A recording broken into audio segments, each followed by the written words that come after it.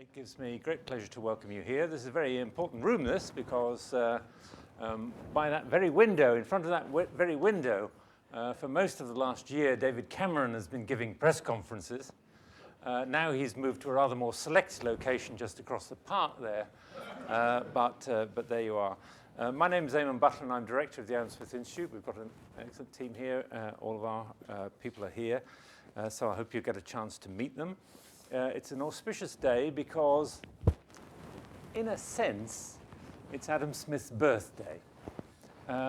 Firstly, nobody knows quite when Adam Smith was born. We know when his birth was registered, which was sort of normally 2 days later, and it was registered on the 5th of June, so this is arguably his birthday.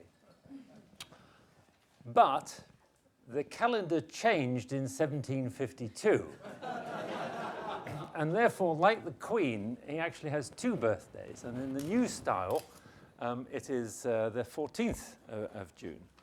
So we're actually having 2 events.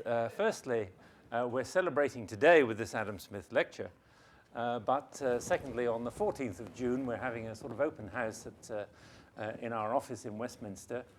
And we're going to serve Adam Smith's favorite food, which is strawberries. So you're most welcome to that as well.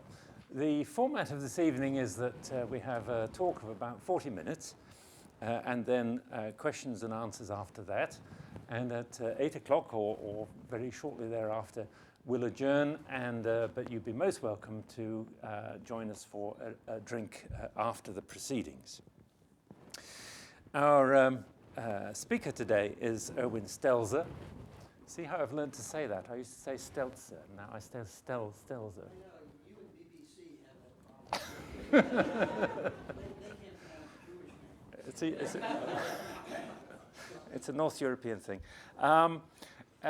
Irwin is a great friend of the Adam Smith Institute, I'm glad to say, an economic and business columnist for the Sunday Times, and also columnist in The Guardian and the Daily Telegraph, and indeed other papers and many papers in the United States. Co-founder of the National Economic Research Associates, NERA.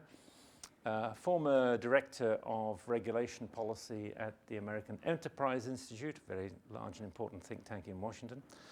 And now senior director and fellow of the Hudson Institute. And he's a fellow of Nuffield College, Oxford. And he's going to talk to us about domestic and foreign policy in Britain and America. Irwin.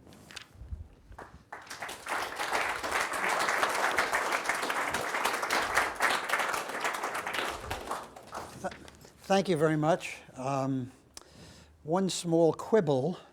I'm not going to talk to you about domestic and foreign policy because in the course of preparing this talk, I too learned of Adam Smith's several birthdays and thought that since it's the Adam Smith lecture, it would be interesting to concentrate a little more on domestic policy and to consider or explore whether this 287-year-old teachings are relevant to economic policy today. Now, there are 2 ways to look at the state of current economic debate, which is essentially over the location of the dividing line between the state and the private sector.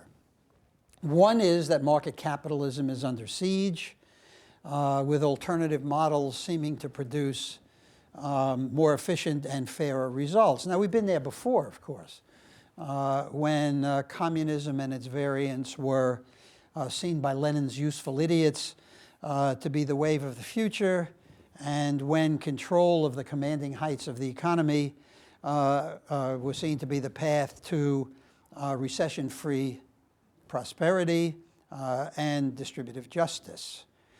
We have a baseball player hyphen philosopher in America who famously said it's deja vu all over again, and I think that's where we are now.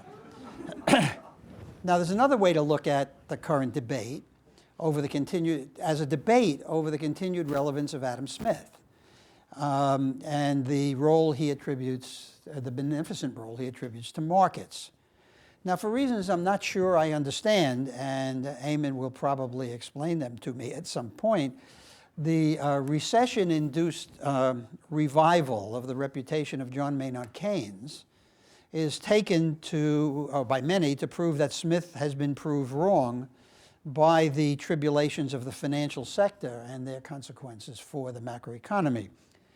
Now, I'm a fan of both economists, mainly because I'm a fan of anybody who writes well, which both of them did, which isn't a really very good test, but it's mine.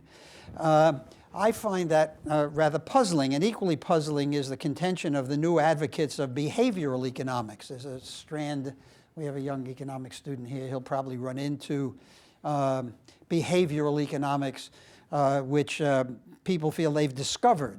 They've discovered that human beings are human beings. For economists, this is considered a wonderful thing, and they seem to think that Adam Smith did not incorporate behavioral economics into his great works, which of course is wrong.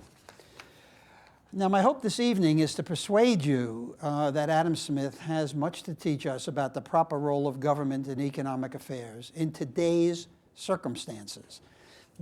And here's the bad part from the point of view of some of you, that role includes a more activist government than many supporters of the market system seem to recognize, that it's not sensible policy to dismiss every government intervention with warnings about unintended consequences, and that it makes more sense to apply an analytical style, I shall call, for want of a better term, neo-orthodoxy.